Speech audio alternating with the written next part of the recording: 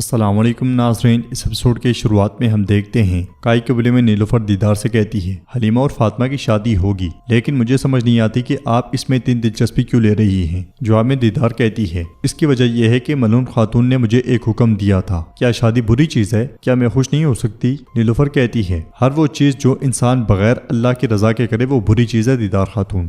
جواباً دیدار کہتی ہے آپ ٹھیک کہتی ہیں، آپ مختلف خون رکھتی ہیں، آپ کے اپنے قوانین ہیں، جتنے 20 سال گزر جائیں آپ ہمیں کبھی نہیں سمجھ پائیں گی، لیکن مجھے لگتا ہے کہ آپ کو لڑکیوں کے ذہنوں میں یہ خیال نہیں ڈالنا چاہیے اور انہیں وہ مواقع چھوڑنے پہ مجبور نہ کریں جو ان کے انتظار میں ہیں۔ نیلوفر کہتی ہے اگر وہ نہ چاہیں تو کوئی ان کی شادی نہیں کروا سکتا۔ دیدار کہتی ہے کیا آپ کو لگتا ہے کہ آپ ان کی ماں ہیں نیلوفر خاتون؟ تو نیلوفر کہتی ہے اگرچہ میں ان کی ماں نہیں ہوں لیکن وہ میرے لیے بہنوں سے بڑھ کر ہیں، میں کبھی کسی کو انہیں دکھی نہیں کرنے دوں گی، چاہے وہ کوئی بھی ہو، میں اس کے خلاف کھڑی ہوں گی۔ یہ کہتے ساتھ ہی نیلوفر چلی جاتی ہے۔ ادھر ہم دیکھتے ہیں کہ رات کے وقت اورحان نے اپنے ساتھیوں کے ساتھ ساحل سمندر پہ گات لگائی ہوتی ہے کہ اسی لمحے انہیں بحری جہاز آتے ہوئے دکھائی دیتے ہیں۔ خلیل کہتا ہے حضور کم از کم 15 جہاز ہیں، تو اورحان کہتا ہے اگر کوئی فوج بھی یہاں آئے تو صرف موت ہی ان کا استقبال کرے گی، سپاہیوں کو اطلاع دو جب فوجی زمین پہ قدم رکھیں گے تو ہم حملہ کریں گے۔ اسی لمحے حلیمہ وہاں پہنچتی ہے اور کہتی ہے بھائی مجھے آپ بلانا بھول گئے تھے۔ اورحان اس سے کہتا ہے اگر میں بھول بھی جاؤں تو کیا فرق پڑتا ہے، تم ہمیشہ آ کر مجھے ڈھونڈ لیتی ہو، تم نے اچھا کیا، ہم جتنے زیادہ ہوں اتنا بہتر ہے، صبح بڑی جنگ ہوگی۔ رات سے صبح ہو جاتی ہے اور ہم کائی قبیلے میں دیکھتے ہیں کہ عثمان صاحب ملعون خاتون سے کہتے ہیں وہ حتیٰ کہ لڑکا بھی نہیں گیا، ہم نہیں جانتے کہ وہ کہاں ہے اور کیا کر رہا ہے۔ تو ملعون خاتون کہتی ہیں عثمان ضرور کوئی وضاحت ہوگی، مجھے اورحان پہ بھروسہ ہے۔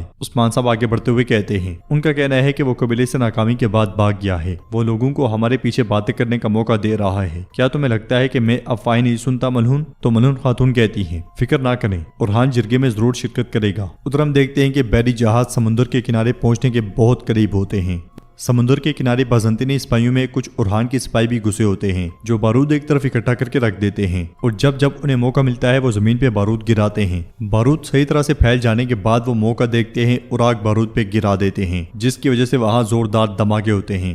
بازنطینی سپاہی ادھر ادھر جا گرتے ہیں۔ حلیمہ سپاہیوں کے ساتھ سامنے آتے ہوئے کہتی ہے اللہ اکبر۔ بازنطینیوں میں گھسے ہوئے اورحان کے سپاہی اپنا کام شروع کر دیتے ہیں۔ حلیمہ بھی سپاہیوں کے ساتھ دوڑتے ہوئے میدان جنگ میں کود جاتی ہے۔ ایک طرف سے اورحان اپنے سپاہیوں کے ساتھ گھوڑا دوڑاتا وہاں پہنچتا ہے، اس کا سپاہی آگ والا تیر مار کر ایک اور دھماکہ کر دیتا ہے۔ وہ بازنطینی سپاہیوں کو بالکل سنبھلنے کا موقع ہی نہیں دیتے، جو تلواروں سے بچتے ہیں وہ پیچھے دھماکوں سے مار دیے جاتے ہیں اور جو ان سے بچتے ہیں انہیں تیروں سے نشانہ بنایا جاتا ہے۔ میدان جنگ میں حلیمہ بھی کسی مرد جنگجو سے کم نظر نہیں آتی اور وہ اپنے بھائی کے شانہ بشانہ لڑتی ہے۔ اورحان ایک ہی حملے میں کئی کافروں کو پچھاڑ دیتا ہے۔ تیر انداز بھی اپنا کام بخوبی سر انجام دے رہے ہوتے ہیں۔ بازنطینی سپاہیوں کی لاشیں ایسے گرتی ہیں جیسے درخت سے پتے۔ ایک سپاہی بلند آواز میں اورحان سے کہتا ہے جناب جہاز بھاگ رہے ہیں۔ یہ سنتے ساتھ ہی اورحان آگے بڑھ جاتا ہے۔ ادھر ہم دیکھتے ہیں کہ قبیلے میں نیلوفر حفصہ سے پوچھتی ہے حفصہ کیا تم نے حلیمہ کو دیکھا؟ وہ کہاں ہے؟ اس لیے ملعون خاتون وہاں داخل ہوتی ہیں اور نیلوفر سے کہتی ہیں جرگہ شروع ہو چکا ہے، اورحان یہاں نہیں ہے، حلیمہ بھی نہیں ہے، اگر تم کچھ جانتی ہو اور مجھے نہیں بتاتی۔ تو نیلوفر کہتی ہے اورحان اب بھی محاصرے کا کماندار ہے، اگر وہ نہیں آیا تو اس کے پاس ضرور کوئی معقول وجہ ہوگی، لیکن حلیمہ کے بارے میں مجھے علم نہیں ہے۔ حفصہ کہتی ہے واللہ مجھے بھی اس نے کچھ نہیں بتایا، لیکن باجیانوں سے شکارگاہ میں دیکھنے گئی ہیں۔ ملعون خاتون نیلوفر سے کہتی ہیں سب کو تمہاری نافرمانی کی وجہ سے راستہ مل رہا ہے، دعا کرو کہ میری بیٹی کے ساتھ کچھ غلط نہ ہو ورنہ تمہیں بہت کچھ سہنا پڑے گا۔ یہ کہتے ساتھ ہی ملعون خاتون چلی جاتی ہیں۔ دوسرے خیمے میں دیدار گونجا سے کہتی ہے علاؤالدین اور تمہاری محبت کی عظمت کو پورا جہان جانتا ہے، میرے لیے بھی میری نظروں میں بھی تم دونوں قیمتی ہو۔ گونجا کہتی ہے دیدار خاتون شکریہ، لیکن میں دیکھ رہی ہوں کہ آپ کچھ کہنا چاہتی ہیں، جو کہنا ہے کھل کے کہیں۔ دیدار کہتی ہے میری بیٹی ملعون خاتون نے مجھے علاؤالدین کو اولاد دینے والی خاتون ڈھونڈنے کا کہا ہے۔ یہ سن کے گونجا کو بہت دکھ ہوتا ہے، وہ لڑکھڑا جاتی ہے اور پوچھتی ہے آپ کیا بات کر رہی ہیں؟ دیدار کہتی ہے مجھے بے چینی ہوئی، میں ملعون کو بھی نہ نہیں کہہ سکی، لیکن میں تمہاری پیٹھ پیچھے بھی ایسا نہیں کرنا چاہتی تھی۔ گونجا گرتے گرتے خود کو سہارا دیتی ہے اور بیٹھ جاتی ہے۔ دیدار اس کے پاس بیٹھتے ہوئے کہتی ہے تم اور علاؤالدین میرے لیے الگ ہو، میں انہیں تمہیں اور تمہاری محبت کو دور کرنے کی اجازت نہیں دوں گی، لیکن میں بھی تم سے ایک مدد چاہتی ہوں۔ گونجا پوچھتی ہے کیا؟ تو دیدار کہتی ہے میرا بیٹا اندھے پیار میں پڑ گیا ہے، وہ فاطمہ خاتون سے محبت کرتا ہے، تم میرے بیٹے کا گھر بسانے میں مدد کرو، میں بھی تمہارا آشیانہ بچاؤں گی۔ یہ سنتے ساتھ ہی گونجا سوچ میں پڑ جاتی ہے۔ ادھر دیوان لگا ہوتا ہے اور عثمان صاحب کی نظریں مسلسل دروازے پہ ہوتی ہیں، وہ بہت زیادہ غصے میں دکھائی دیتے ہیں۔ سب کی نظروں میں اورحان کے بارے میں سوالات ہوتے ہیں۔ شہنشاہ علاؤالدین سے پوچھتا ہے کیا آپ کو خبر ہے علاؤالدین بے؟ اورحان صاحب کہاں ہیں؟ علاؤالدین کہتا ہے کل سے وہ کہاں ہیں کیا کر رہے ہیں یہ کوئی نہیں جانتا۔ شاہین شاہ پوچھتا ہے آپ کو بھی کچھ نہیں بتایا؟ یہ قابل قبول عمل نہیں ہے۔ اوچی کہتا ہے یہ توہین ہے، یہ روایات سے انحراف ہے حضور۔ بوڑھا سردار سنگر کہتا ہے لوگ تو یہ بات کر رہے ہیں کہ اورحان صاحب اپنی شرمندگی سے بچنے کے لیے بھاگ گئے ہیں۔ یہ سن کر جیر کتے غصے سے کہتا ہے اوچی بے سنگر بے،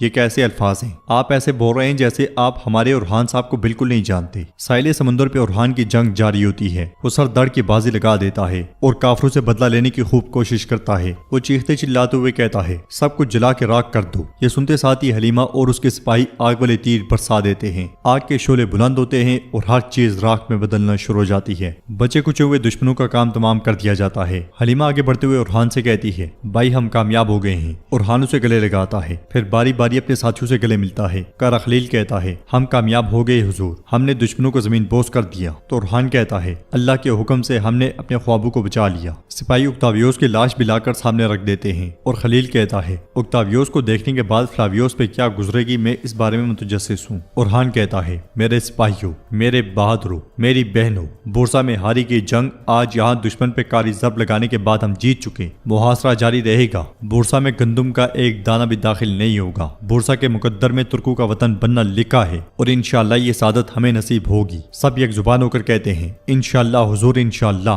اللہ اکبر اللہ اکبر۔ ادھر دیوان میں سردار عبداللہ کہتا ہے ہم کب تک انتظار کرتے رہیں گے حضور؟ تو علاؤالدین کہتا ہے جب تک ضروری ہوا تب تک۔ اوچی کہتا ہے ہم نے اتنا زیادہ انتظار کیا، کیا کافی نہیں ہے؟ جرکتائی چلاتے ہوئے کہتا ہے تمہاری عثمان صاحب کے سامنے اوقات ہی کیا ہے؟ تو اوچی کہتا ہے یہ اجلاس ہے، یہاں ہر کسی کو۔ عثمان صاحب ہاتھ کے اشارے سے سب کو خاموش کرواتے ہیں اور کہتے ہیں اوچی صاحب آپ ٹھیک کہہ رہے ہیں، جرگہ وہ جگہ ہے جہاں عوام کی آواز بلند ہوتی ہے، یہ وہ جگہ نہیں جہاں وسوسوں کی بنیاد پہ حکم چلایا جائے۔ اورحان نہیں ہے لیکن یہ لیے جانے والے فیصلے میں رکاوٹ نہیں ہے۔ شہنشاہ ایک دم سے کہتا ہے حضور اگر ایسا ہے تو آپ کا فیصلہ کیا ہے؟ ادھر گورنر ساروز اور فلاویوس سپاہیوں کے ساتھ اس مقام پہ پہنچتے ہیں جہاں سے انہوں نے سامان اٹھانا تھا، لیکن وہاں پہ سامان تو نہیں لیکن لاشیں اٹھانے کے لیے بہت ملتی ہیں۔ یہ دیکھ کے فلاویوس کو بہت غصہ آتا ہے اور ساروز کہتا ہے خداوند کی تم پر لعنت ہو ترکو۔ فلاویوس کی نظریں مسلسل اپنے بھائی کی تلاش میں ہوتی ہیں۔ وہ گھوڑے سے اترنے کے بعد آگے بڑھتا ہے، وہ چلاتے ہوئے اکتاویوس اکتاویوس پکارتا ہے اور آخرکار اس کی نظر اس کے بھائی کی لاش پہ جا ٹھہرتی ہے۔ وہ گرتے پڑتے اس کے پاس جاتا ہے، اکتاویوس اکتاویوس اکتاویوس۔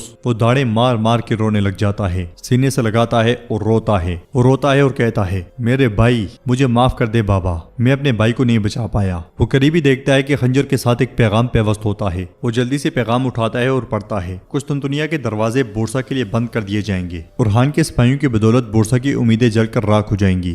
یہ پڑھنے کے بعد وہ چیختے چلاتے ہوئے اورحان اورحان پکارتا ہے۔ گورنر ساروس کہتا ہے میں تمہارے خاندان اور اس کے خاندان کو ایک دوسرے کا دشمن بنا دوں گا، وہ تمہارا سر کچل دے گا اور تم اس کی ٹانگوں پہ حملے کرو گے۔ فلاویوس کہتا ہے میں عیسیٰ کی قسم کھاتا ہوں کہ میں تمہیں تمہاری کمزور ترین جگہ پہ ماروں گا اورحان، تمہارے ساتھیوں اور تمہارے پیاروں سے، تمہارے قبیلے، ہر وہ چیز جس سے تم پیار کرتے ہو، جس پہ تم یقین کرتے ہو، جس کسی پہ تم بھروسہ کرتے ہو، تم اپنی زندگی کے ہر دن پہ لعنت بھیجو گے اورحان۔ ادھر ایک کامیاب مہم کے بعد اورحان اپنی بہن اور ساتھیوں کے ساتھ آگے بڑھ رہا ہوتا ہے۔ دوسری طرف دیوان میں عثمان صاحب کہہ رہے ہیں 9 سالوں تک بورسا کی فتح کے نام پہ ایک فتح سے دوسری فتح تک بھاگنے والے لیکن نتیجہ حاصل نہ کر پانے والے اورحان سردار کو اس کے کمانڈری کے منصب سے معزول کر دیا گیا ہے۔ یہ سن کے شاہین شاہ بہت خوش ہوتا ہے جبکہ علاؤالدین پریشانی میں اپنی آنکھیں بند کر لیتا ہے۔ جیرکدے توران اور تیمور بوگا بھی بہت پریشان دکھائی دیتے ہیں۔ ادھر سے اورحان مسلسل آگے بڑھ رہا ہے لیکن سفر کافی طویل ہے۔ اور ناظرین ایپیسوڈ بھی اختتام پذیر ہوتی ہے۔ کیسی لگی آپ کو یہ ایپیسوڈ؟ آپ ہمیں اپنی رائے کا اظہار کمنٹ باکس میں لازمی کیجیے گا۔ ویڈیو پسند ہے تو لائک کر دیں، شیئر کر دیں، سبسکرائب نہیں کیا ہوا تو سبسکرائب کرنے کے ساتھ ساتھ گھنٹی والے آئیکن کو دبانا مت بھولیں۔ ملتے ہیں انشاءاللہ نیکسٹ ویڈیو میں، تب تک کے لیے رکھیں اپنا اور اپنوں کا بہت زیادہ خیال۔ اللہ نگہبان۔